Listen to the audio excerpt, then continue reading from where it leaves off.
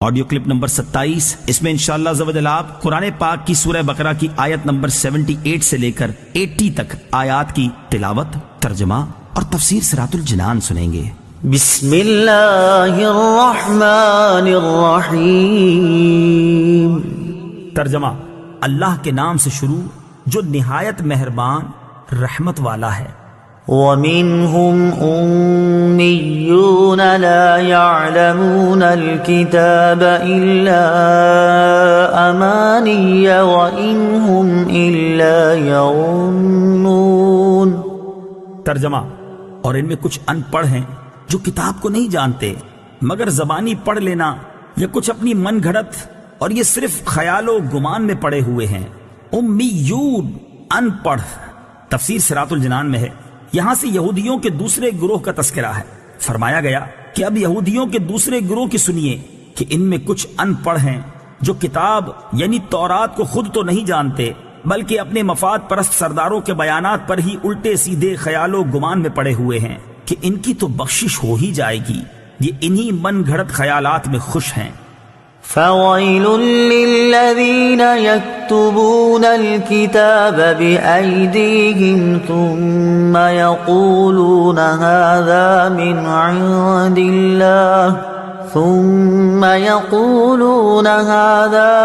عِندِ اللَّهِ لِيَشْتَرُوا بِهِ ثَمَنًا قَلِيلًا فَوَيْلٌ لَّهُم مِّمَّا كَتَبَتْ أَيْدِيهِمْ وَوَيْلٌ لَّهُم مِّمَّا يَكْسِبُونَ۔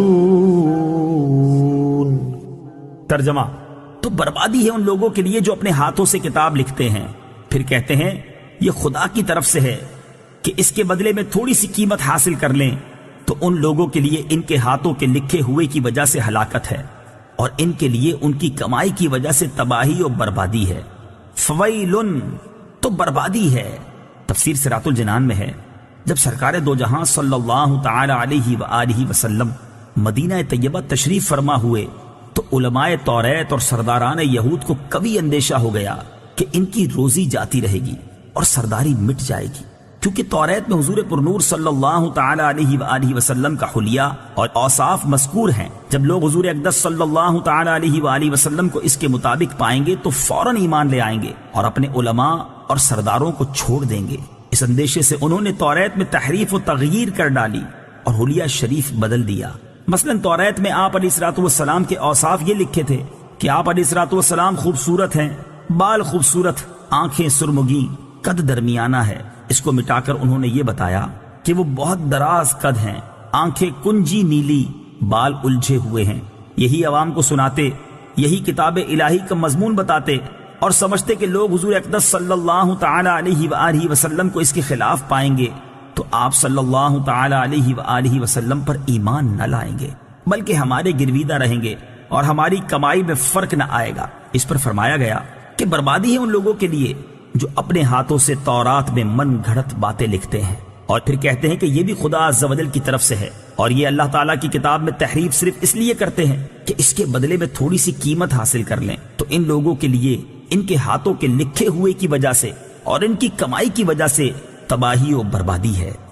وَقَالُوا لَن تَمَسَّنَا النَّارُ إِلَّا أَيَّامًا مَّعْدُودَةً قُلْ أَتَّخَذْتُمْ عِندَ اللَّهِ عَهْدًا فَلَن يُخْلِفَ اللَّهُ عَهْدَهُ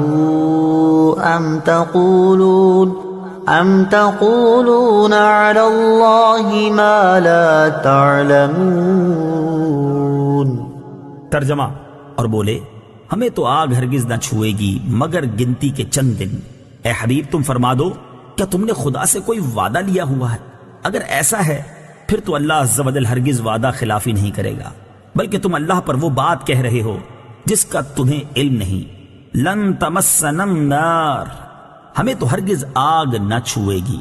تفسیر صراط الجنان میں ہے، حضرت عبداللہ ابن عباس رضی اللہ تعالی عنہما سے مروی ہے کہ یہودی کہتے تھے کہ وہ دوزخ میں ہرگز داخل نہ ہوں گے مگر صرف اتنی مدت کے لیے جتنے عرصے ان کے آباء و اجداد نے بچھڑے کو پوجا تھا، اس کے بعد وہ عذاب سے چھوٹ جائیں گے اور وہ مدت 40 دن ہے۔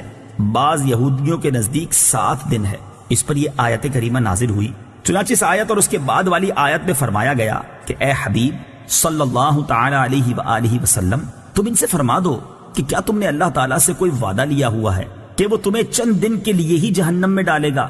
اگر ایسا کوئی عہد ہے پھر تو اللہ تعالیٰ ہرگز وعدہ خلافی نہیں کرے گا، لیکن ایسا کچھ ہے نہیں، بلکہ حقیقت یہ ہے کہ تم اللہ تعالیٰ پر جھوٹ باندھ رہے ہو، اور اللہ تعالیٰ تم سے ایسا وعدہ کیوں کرے گا کہ تم جہنم میں زیادہ عرصے کے لیے نہیں رہو گے، حالانکہ اللہ تعالیٰ کا قانون یہ ہے کہ جس نے گناہ کا ارتکاب کیا اور اس کے گناہ نے اسے ہر طرح سے گھیر لیا، یعنی وہ کفر میں جا پڑا، تو وہ جہنم میں جائے گا اور ہمیشہ ہمیشہ وہاں رہے گا۔